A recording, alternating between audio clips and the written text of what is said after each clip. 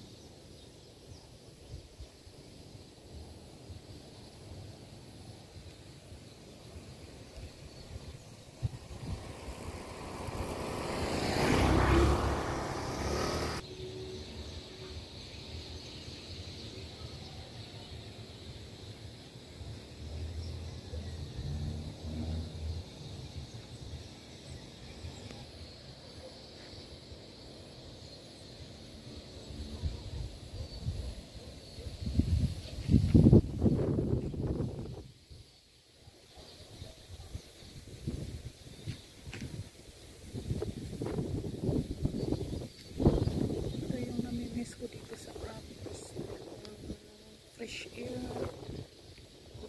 kanilang palay na dati. Ito yung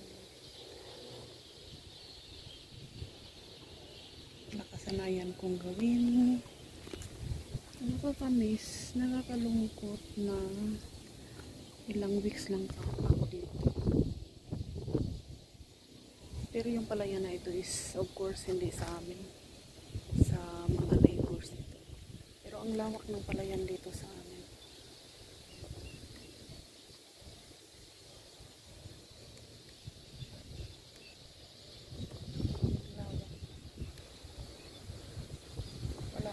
May bunga na pero hindi pa sa kasagsagan.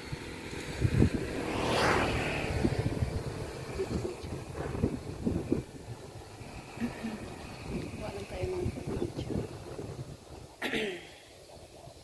Tawag nito yung tatlong malalaki na yan. Tinatawag yan na ano eh, buli. Buli. Hindi yan niyog. Taas ano. Itong nakakamiss, nakasanayan kong gawin dati ng mga bata pa kami ng mga kapatid ko, sama-sama kami. Dati hindi kalsada yung dinadaanan namin, kundi pilapil.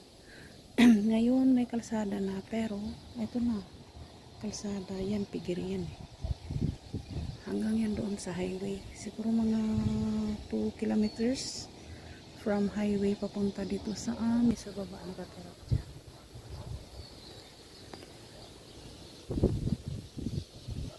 Ang daming kakahuyan dito, kaya yan mula dito yan dyan pababa yung sa amin, pababa doon, hindi na doon sa baba sa amin, kaya mahina yung internet, yung wifi napakahina. Mahina yung internet sa amin dahil maraming kahoy nakapalibot, then baka mababa yung lupa na kinalalagyan ko sa aming bahay, medyo mababa. Di pa rin tapos yung asawa ko mag ano. Dati yung mga ano ito, anong tawag nito kamatsili pala tawag dito eh, kamatsili. Maliit pa ito dati, ngayon laki na.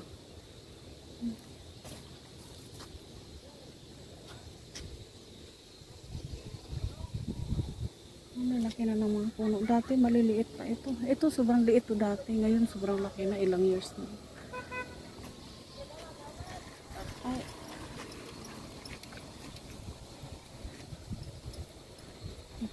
palay. Ang palayan dito. Ang lawak ng palayan dito sa amin. Pero hindi ito sa amin. Never. May mga bunga na.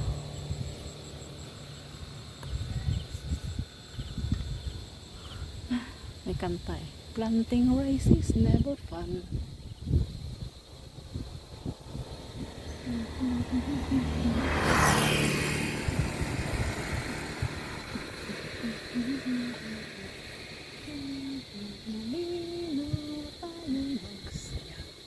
hanggang doon yan eh. Hanggang doon. Doon.